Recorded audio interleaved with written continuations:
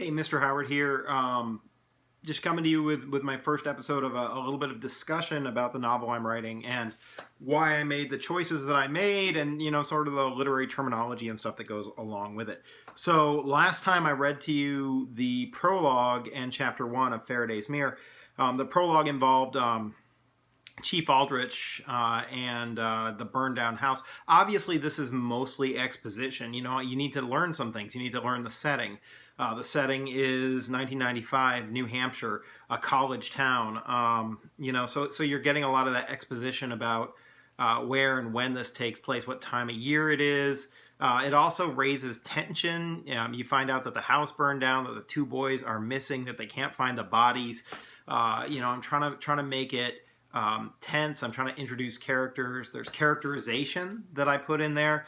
You got to meet the Oaks family and you got to feel for them. And I think a good way for that to work is to automatically sympathize with the parents because they've lost their kids and set up this tense situation right at the beginning. But we characterize them. We find out that they're a mixed race couple, that the kids are biracial, and you find out that they're not particularly wealthy. The father's a college professor. They're involved in the Cub Scouts and in church groups, and so you get this sense of their middle class nature. And the family itself, the sort of unassuming size of their house. So I can get all of that in there while at the same time sowing the seeds of a mystery, like why did the house burn down? What is this napalm-like substance that's torched it from the inside? What could be the motive? What's going on? So I do a lot of that stuff in the prologue, and hopefully in a way that's not obtrusive, that doesn't feel like I'm hitting you with a bunch of exposition. So then you move on to chapter 1, and chapter 1 takes place 3 months earlier. So you have this time shift. So you go back to the kids while they were in the house. The house is going to burn down. You see the dog Harold, and they found dog's teeth in the fire. So we're setting up some tension there as well. But we introduce the two brothers, the two main protagonists in chapter 1. You learn that Byron. Now I'm trying to be inclusive here. Now, like I said in the introduction, I know brothers. I grew up with two brothers. I have two sons. I've seen it from all the angles. And so I'm trying to capture what it means to be brothers in this story, especially because in young adult literature,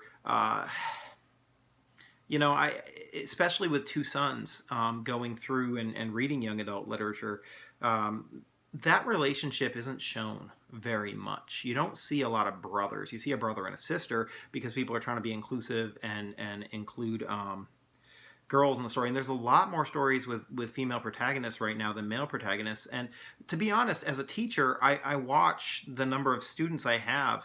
In pre-AP English, we're probably at a 60-40 ratio of girls to guys. By the time they get to AP English, that ratio is like 75-25. And part of it, I think, may be that literature is not got. We have a stigma in our country about guys reading and English being a girl's subject, and that's a bunch of lies. I'm a teacher of English. There's no reason that guys can't be interested in literature and reading, and I think part of it is gearing some of that young adult literature. There's so much middle grade literature geared towards a male audience, but when you get to young adult literature, it's not nearly as prevalent. So I wanted to hit that audience and get that action and stuff in there and have it be about brothers. And so I pick these two brothers and I try and characterize them, and get them. So we have one who's athletic and one who's intellectual. We have one who's dyslexic, one who's into computers and is sort of a genius on that higher end of the spectrum. And so I tried to balance the characters in that way. But yeah, we see the house, we see the brothers, we get a picture of their interests via their activities. Byron has created an obstacle course for himself and is playing hockey in the basement. Cole is up in his room, which is covered with sort of nerdy posters and is working a computer repair business. But then, of course, we have the initiating event. I don't like to hold that off. Let's make things start happening. I think a really good story gets right to the point. And so Byron in chapter 1 knocks this photograph off, and they find the plans to the Faraday mirror behind it, and that's the initiating event that kicks off the action for the whole story. He takes it upstairs, and the two brothers look at it together, and that is initiated. Now we don't know what that comes to. We're going to see that in the next chapter, but you can go through and you can look at the ways that the brothers are characterized, their relationships with each other, their relationship to the parent, sort of what's acceptable in their home. Hopefully I'm capturing that home life pretty well. I've also got that 1995 setting, so I've got a lot of pop culture things from that era sneaking in there. There's a lot of foreshadowing in this chapter as well, and I don't want to and symbolism. I don't want to ruin it for you by telling you all of these things, but when you look at Cole's interests, when you look at the things that are around his room, we got this giant flaming rocket on the door. It shouldn't be a surprise to anybody that I have fire in there when we know that a fire is going to burn the house down shortly. I'm calling back to that. So there's that. Also, like he enjoys playing with miniatures and painting them, but they're skeletal miniatures. Pay attention to that. He's like the language he uses while he's fixing the hard drive. Like there's lots of little bits and tidbits in there that I put in there specifically to lay foundations, to lay groundwork for what's coming. Yeah.